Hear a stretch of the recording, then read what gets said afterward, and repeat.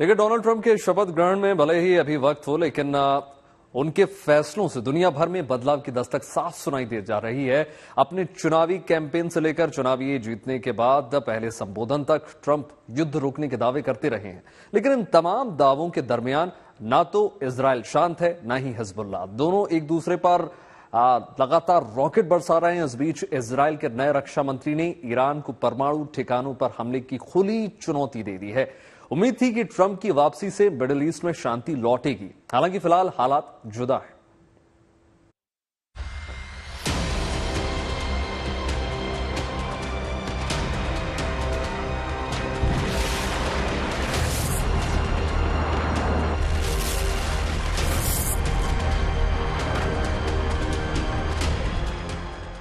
America की सत्ता के शिखर पर एक बार फिर डोनाल्ड ट्रंप की ताजपोशी की तैयारी जोर शोर से हो रही है, लेकिन सबकी निगाहें मिडिल ईस्ट की तरफ है, जो जंग की आग में झुलस रहा है। दुनिया उम्मीद लगा रही है कि ट्रंप की वापसी से क्या मिडिल ईस्ट में युद्ध रुकेगा। ट्रंप भी चुनाव के दौरान अपने संबोधन में कई बार इस ओर इशारा करते रहे हैं, दावा करते रहे हैं और वादा भी करते रहे, लेकिन मौजूदा हालात कुछ और ही इशारा कर रहे हैं, क्योंकि इस तरह की तमाम चर्चाओं के दरमियान इजराइल और ईरान के बीच एक बार फिर चिंगारी भड़कने लगी है। हिजबुल्लाह और इजराइल के दरमियान एक बार फिर जंग तेज होने लगी है। हिजबुल्लाह ने सोमवार को एक के बाद एक इजराइल पर 165 से ज्यादा रॉकेट दागे और ये साफ कर दिया कि ट्रंप के आने के बावजूद जंग अभी बाकी है। हिजबुल्लाह ने इजराइल के उत्तरी शहर बियना में 165 रॉकेट दागे। इस हमले में गैलीली शहर को भी निशाना बनाया गया। यहाँ 55 रॉकेट दागे गए। हिजबुल्लाह ने हाइफा शहर पर 90 रॉकेट दागे। इजरायली डिफेंस फोर्सेस के मुताबिक हिजबुल्लाह ने पहली बार में हाइफा पर 80 रॉकेट दागे थे। इसमें से ज्यादातर को हवा में ही मार गिराया गया था। हाइफा पर हमले के कुछ घंटों के बाद आईडीएफ ने जवाबी हमला किया और हिजबुल्लाह के रॉकेट लॉन्चर्स कुछ ही घंटों में बर्बाद कर दिया।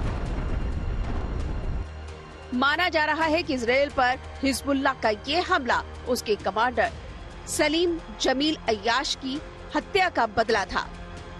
इजरायली सेना ने एक हवाई हमले में हिजबुल्लाह के कमांडर सलीम जमील अय्याश को एक हवाई हमले में मार गिराया था। टाइम्स ऑफ इजराइल के मुताबिक सलीम सीरिया में हिजबुल्लाह के गढ़ अल कौसैर में छिपा हुआ था। सलीम हिजबुल्लाह की यूनिट 151 का मेंबर था और अमेरिका ने उस पर $10 मिलियन यानी 84 करोड़ रुपए का इनाम भी रखा था।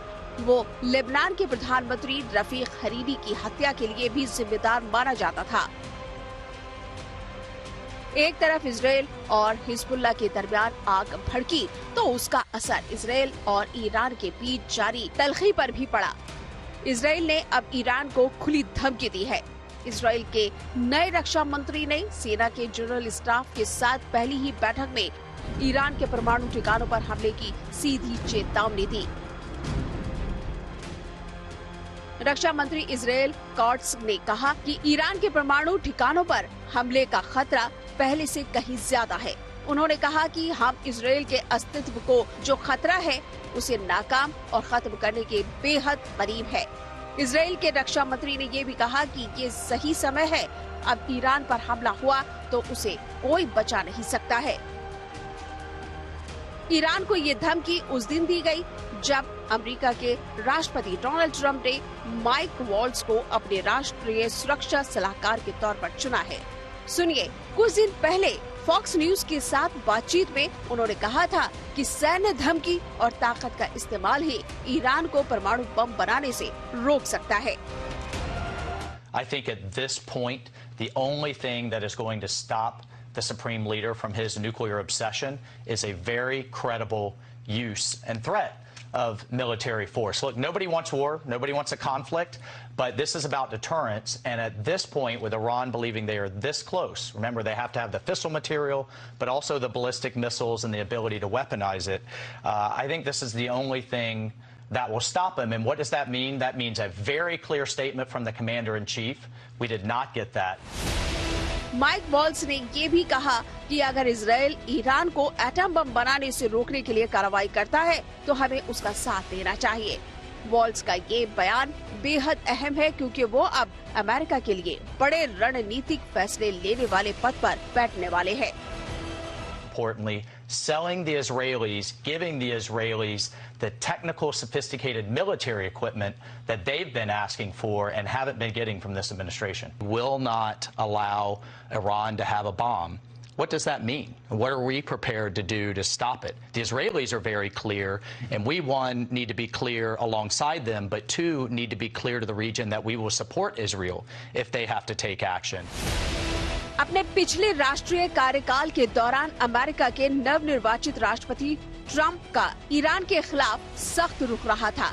हालांकि ट्रंप कह चुके हैं कि उनका लक्ष्य नया युद्ध शुरू करने की जगह युद्ध को खत्म करना है, लेकिन इसके लिए वो क्या तरीका अपनाएंगे ये अभी कहना मुश्किल है। सूचना हुई कि ट्रंप ही अगले राष्ट्रपति होंगे, तुरंत ज़ेलेंस्की ने रूस के ऊपर हथियारों से, यूएवी से और भयंकर हमले शुरू कर दिए और इसी तरह से अब रूस ने भी यूक्रेन के ऊपर और ज्यादा भयंकर हमले शुरू करने चालू कर दिए हैं।